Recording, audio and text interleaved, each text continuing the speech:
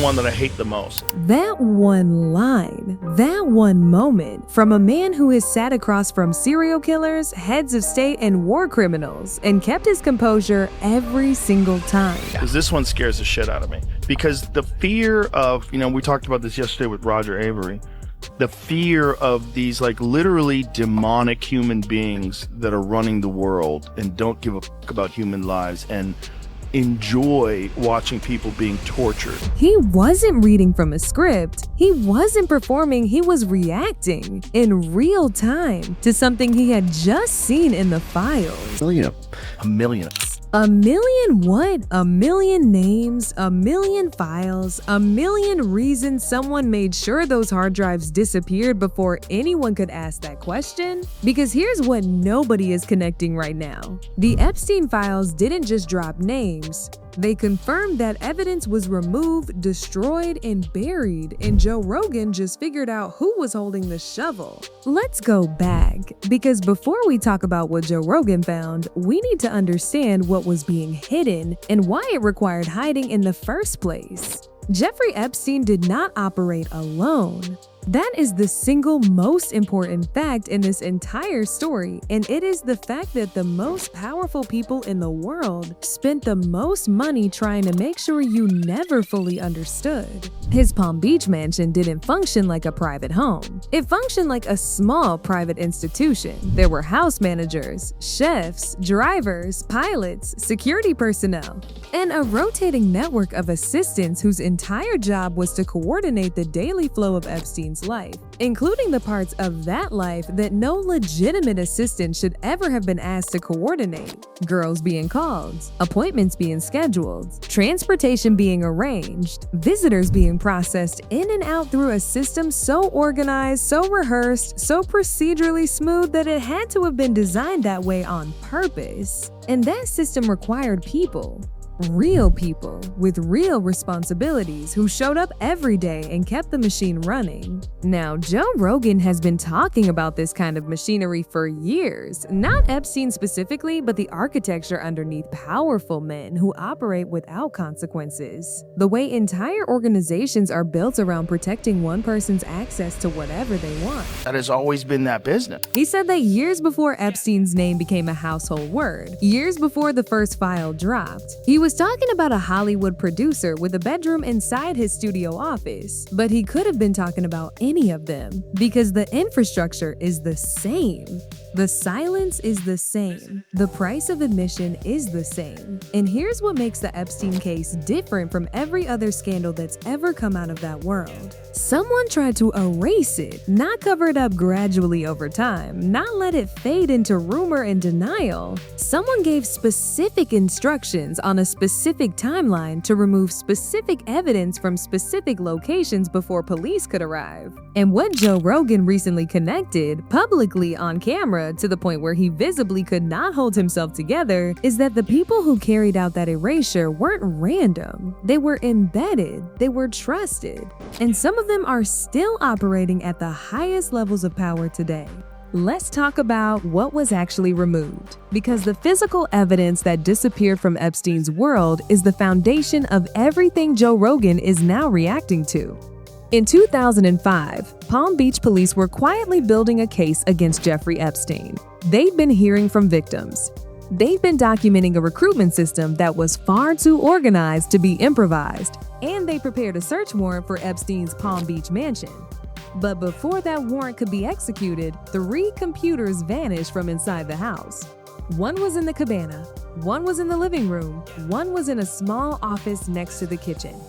The longtime house manager, a man who had worked inside that home for years and knew its rhythms better than almost anyone, later testified under oath that those computers had never been removed before, not once, in all his years working there. Then, suddenly, days before a police search, they were gone.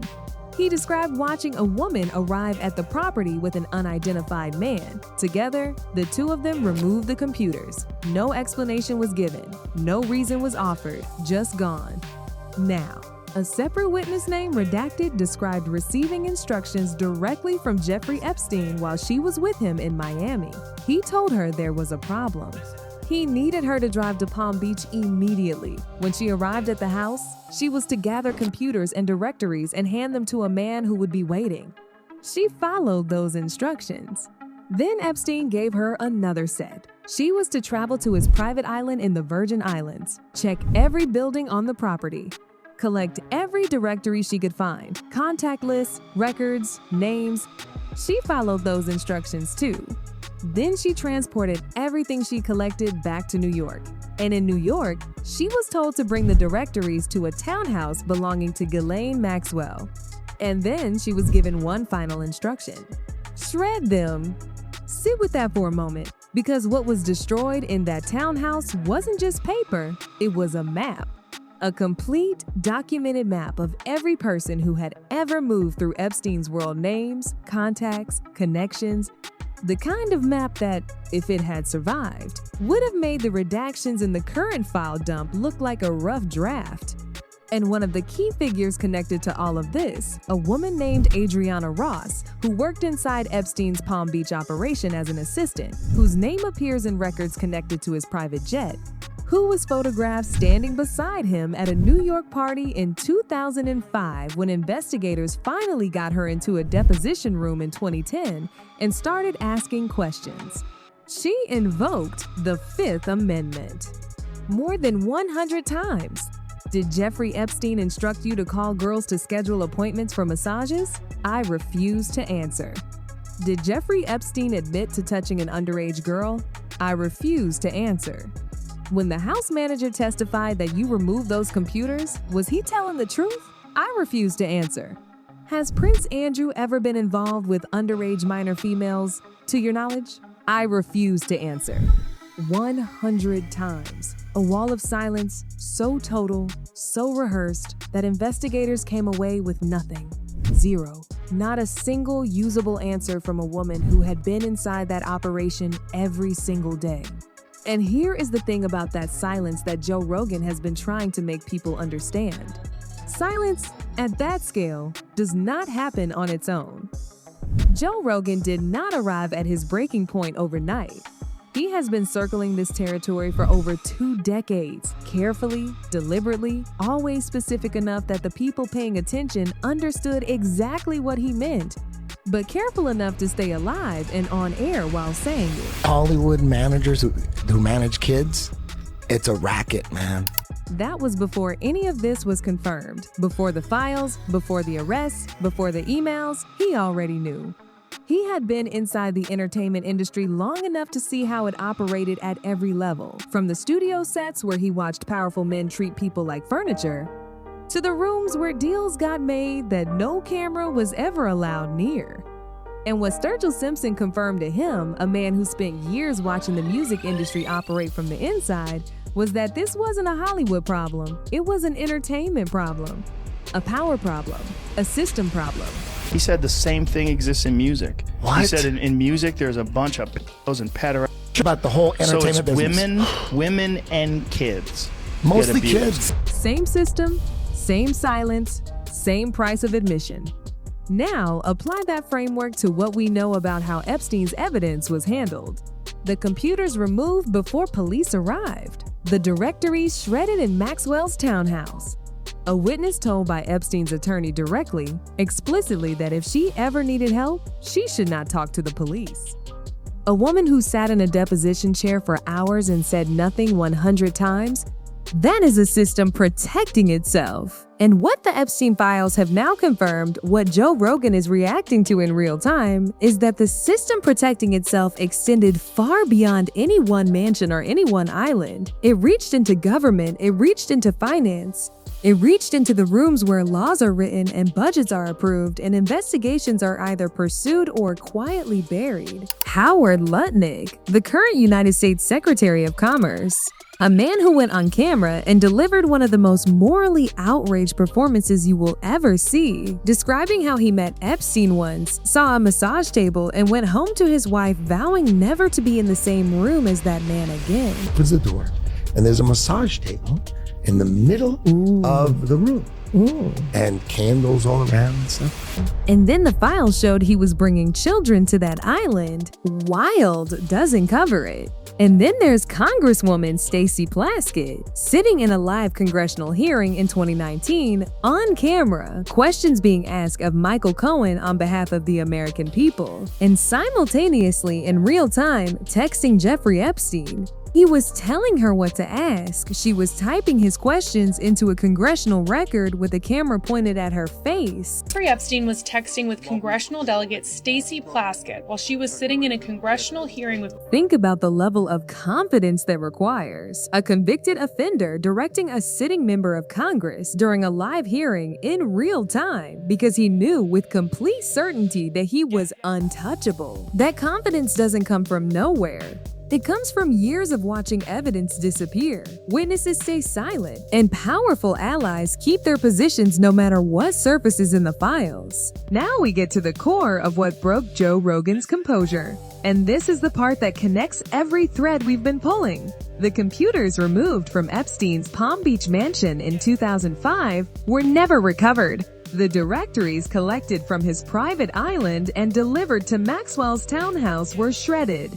The witnesses who could have explained where everything went spent their depositions invoking constitutional rights 100 times. But here is what the files are beginning to suggest, and here is what Joe Rogan, sitting with Roger Avery, an Academy Award-winning filmmaker who has spent decades inside Hollywood's upper circles, could not process without losing his composure.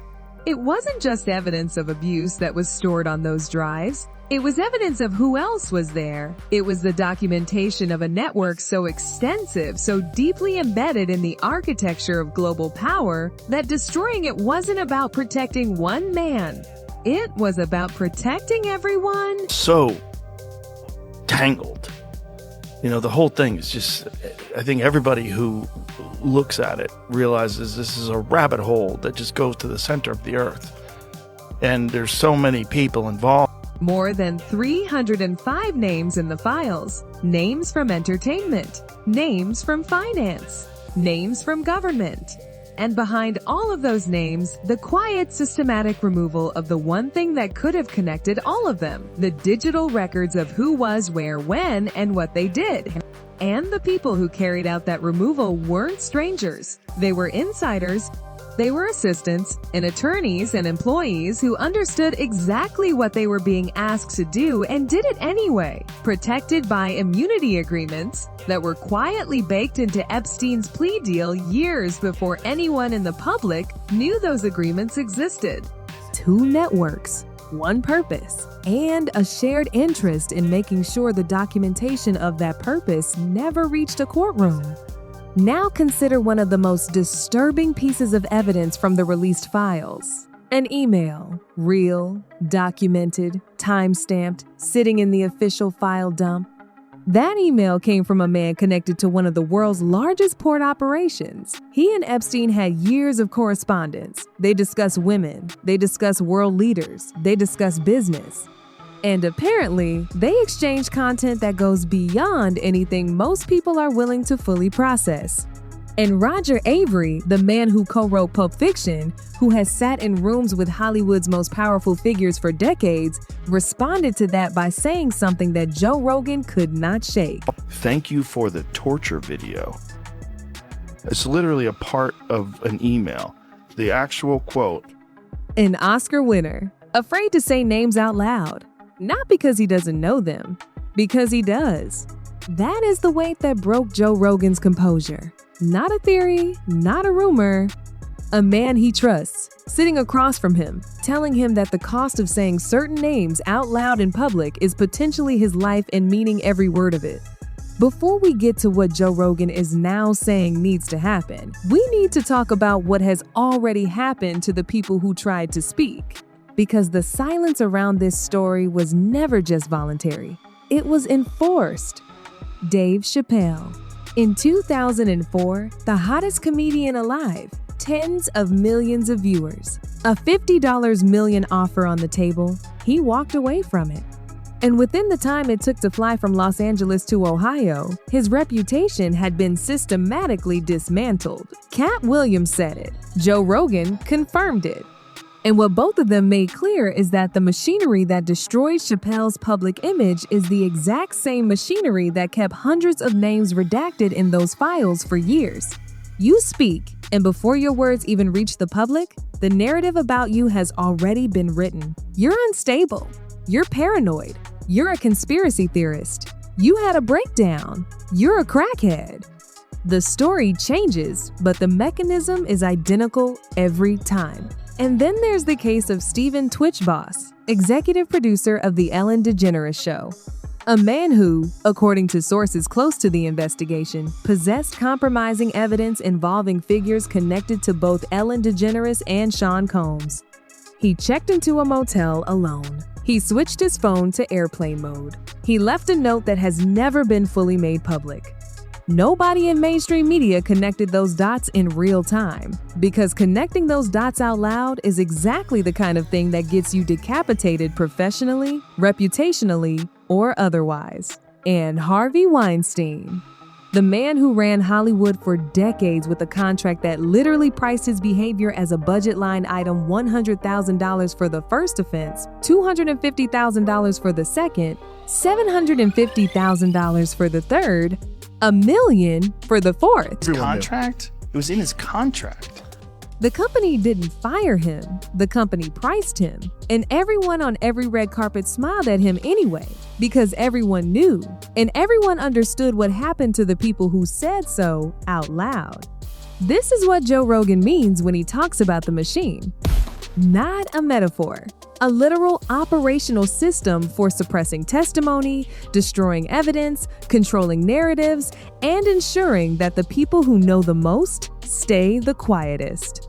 So now we arrive at the moment that sent this story viral. Joe Rogan has been one of the most measured, controlled voices in independent media for years. He plays devil's advocate. He lets guests lead. He pushes back calmly. He rarely lets his guard down on camera in any way that feels uncontrolled. But when the Epstein files started dropping in detail, when the emails surfaced, when the names attached to those emails became clear, when the connection between what was in those files and what had been systematically removed from them became impossible to deny, something shifted. This is the one that I hate the most. Yeah. Because this one scares the shit out of me. Because the fear of, we talked about this yesterday with Roger Avery. The fear of these like literally demonic human beings that are running the world and don't give a fuck about human lives and enjoy watching people being tortured. That is not performance. That is not a bit. That is a man who spent 2 decades carefully circling this story, watching it slowly get confirmed piece by piece, and finally allowing himself to sit in the full weight of what it means. He used the word demonic. He said ritual sacrifice. And he wasn't theorizing. He was reacting to content that was sitting inside the actual released files.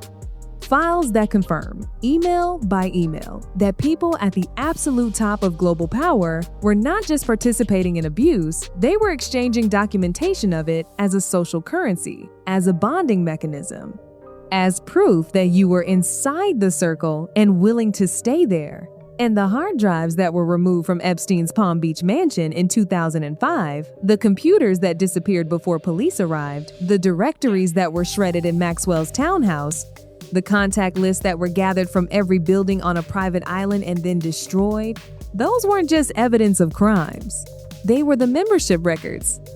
The complete, organized, meticulously maintained documentation of who was in the circle, what they had done to get in, and what they had agreed to do to stay there. And someone, multiple someones, with resources, with access, with connections that clearly extended all the way to the United States Secretary of Commerce and members of sitting congressional committees, made absolutely sure those records never made it to a courtroom. A confident liar. That's the phrase, because the people who managed this erasure weren't sloppy. They weren't panicked amateurs making desperate moves. They were methodical. They had legal cover in the form of an immunity agreement buried inside a plea deal. They had political cover in the form of allies in government, who were, in some cases, literally receiving instructions from the man at the center of it all, in real time. And they had the cultural cover of an entertainment industry that had been running on coercion and silence for so long that most of the people inside it had stopped seeing it as unusual. Here's where we land.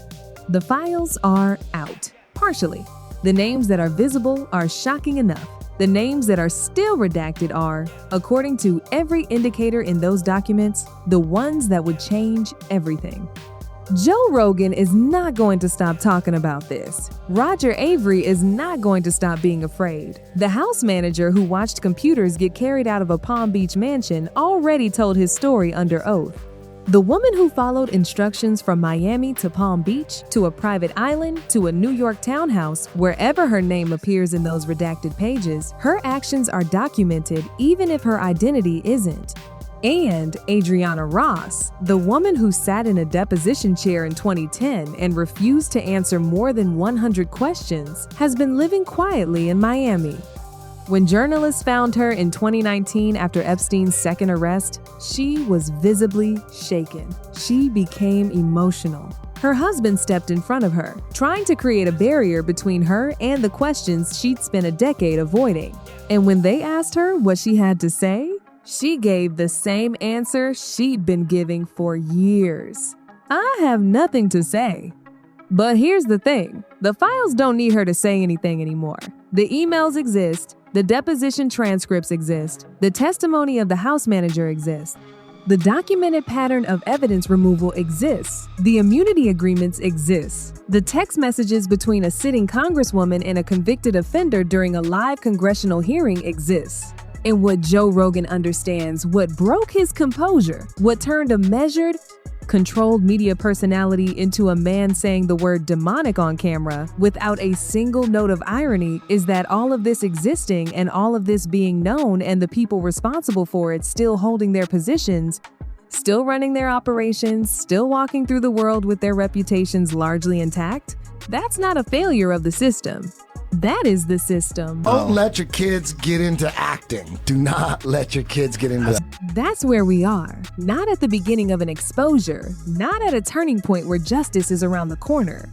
At a moment where the machine that destroyed evidence, silenced witnesses, bought immunity, directed congressional hearings, and traded torture content as a social currency between billionaires is still running.